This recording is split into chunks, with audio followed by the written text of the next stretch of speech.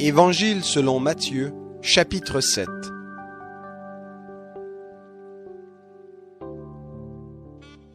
Ne jugez pas, afin de ne pas être jugés. C'est du jugement dont vous jugez qu'on vous jugera, de la mesure dont vous mesurez qu'on vous mesurera. Pourquoi vois-tu la paille qui est dans l'œil de ton frère et ne remarques-tu pas la poutre qui est dans ton œil?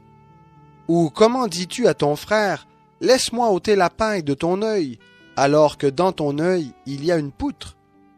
Hypocrite, ôte premièrement la poutre de ton œil, et alors tu verras comment ôter la paille de l'œil de ton frère. Ne donnez pas ce qui est sain aux chiens, et ne jetez pas vos perles devant les pourceaux, de peur qu'ils ne les foulent aux pieds et ne se retournent pour vous déchirer. Demandez, et l'on vous donnera. Cherchez, et vous trouverez. Frappez, et l'on vous ouvrira. Car quiconque demande reçoit, celui qui cherche trouve, et l'on ouvrira à celui qui frappe.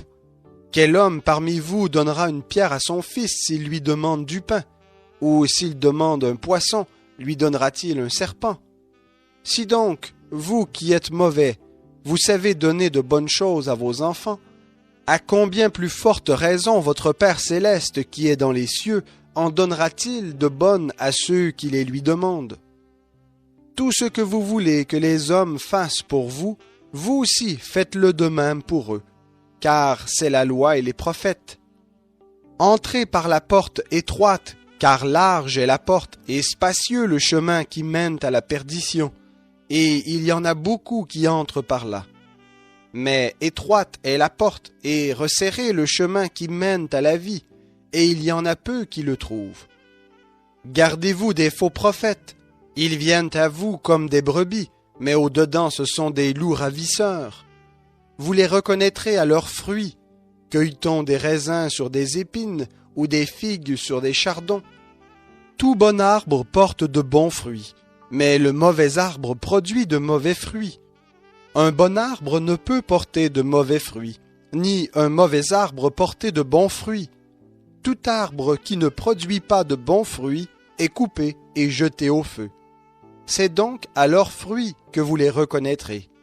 Quiconque me dit « Seigneur, Seigneur » n'entrera pas forcément dans le royaume des cieux, mais celui-là seul qui fait la volonté de mon Père qui est dans les cieux.